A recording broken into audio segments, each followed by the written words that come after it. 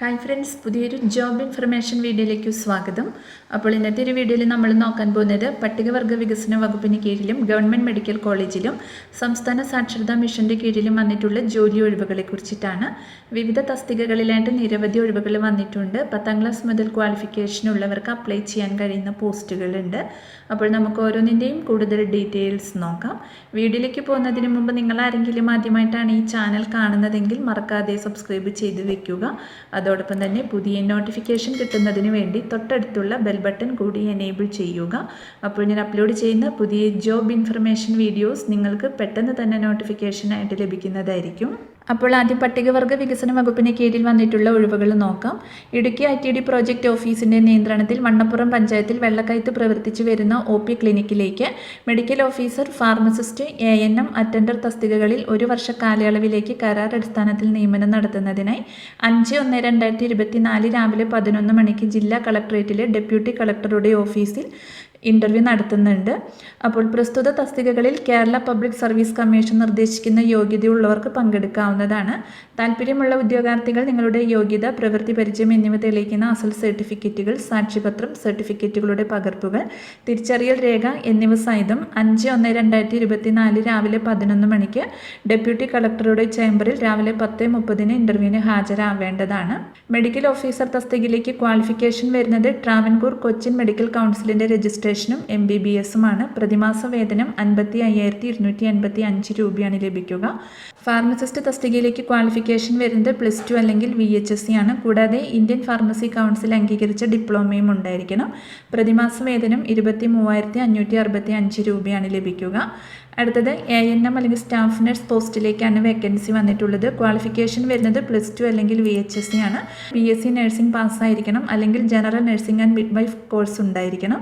കൂടാതെ Kerala nurses and mid wife council registration സർട്ടിഫിക്കറ്റും ആവശ്യമാണ്. പ്രതിമാസ വേതനം 29,755 രൂപയാണ് ലഭിക്കുക.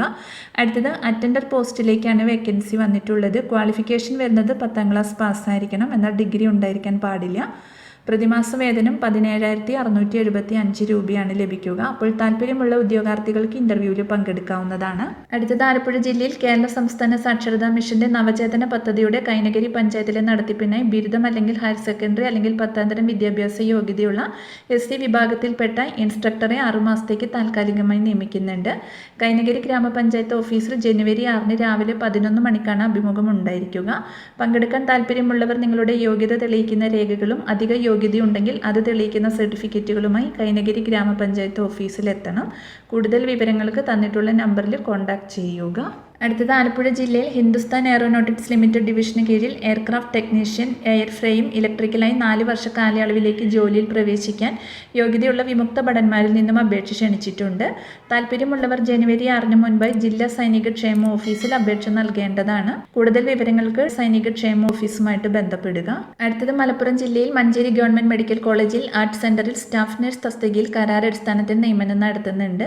21,000 രൂപയാണ് പ്രതിമാസ വേതനം ലഭിക്കുക. BSc നഴ്സിംഗ് അല്ലെങ്കിൽ ജനറൽ നഴ്സിംഗ് അല്ലെങ്കിൽ 3 വർഷത്തെ പ്രവൃത്തി പരിചയവും ANM എന്നിവയും ഉള്ളവർക്ക് അപേക്ഷിക്കാവുന്നതാണ്. അപ്പോൾ താല്പര്യമുള്ള ഉദ്യോഗാർത്ഥികൾ നിങ്ങളുടെ യോഗ്യത, പ്രവൃത്തി പരിചയം, വയസ്സ് എന്നിവ തെളിയിക്കുന്ന രേഖകൾ സഹിതമുള്ള അപേക്ഷ ജനുവരി 6 വൈകിട്ട് 5 മണിക്കകം careergmcm@gmail.com എന്ന വിലാസത്തിൽ സമർപ്പിക്കേണ്ടതാണ്. മൊബൈൽ നമ്പർ നിർബന്ധമായും നൽകിയിരിക്കണം. അധിക യോഗ്യത, പ്രവൃത്തി പരിചയം എന്നിവയുള്ളവർക്ക് മുൻഗണന ലഭിക്കുന്നതായിരിക്കും. കൂടുതൽ വിവരങ്ങൾക്ക് തന്നിട്ടുള്ള നമ്പറിൽ കോൺടാക്ട് ചെയ്യുക.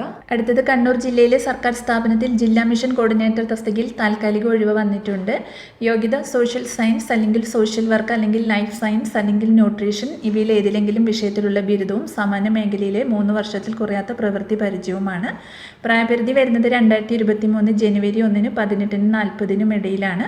അപ്പോൾ നിശ്ചിത യോഗ്യതയുള്ള ഉദ്യോഗാർത്ഥികൾ നിങ്ങളുടെ അസൽ സർട്ടിഫിക്കറ്റുകളുമായി അതാത് എംപ്ലോയ്മെൻറ്റ് എക്സ്ചേഞ്ചുകളിൽ ജനുവരി 8 പേര് രജിസ്റ്റർ ചെയ്യണം. അപ്പോൾ ഇത്രയും ഒഴിവുകളെ കുറിച്ചിട്ടാണ് ഇന്നത്തെ ഒരു വീഡിയോയിൽ ഞാൻ നിങ്ങളോട് ഷെയർ ചെയ്തിട്ടുള്ളത്. താല്പര്യമുള്ള ഉദ്യോഗാർത്ഥികൾക്ക് അപേക്ഷിക്കാവുന്നതാണ്. വിവിധ തസ്തികകളിലായിട്ട് ഒഴിവുകൾ വന്നിട്ടുണ്ട്. അപ്പോൾ ഒരു വീഡിയോ നിങ്ങൾ ഫ്രണ്ട്സിലേക്കും കൂടി ഒന്ന് ഷെയർ ചെയ്ത് കൊടുക്കുക.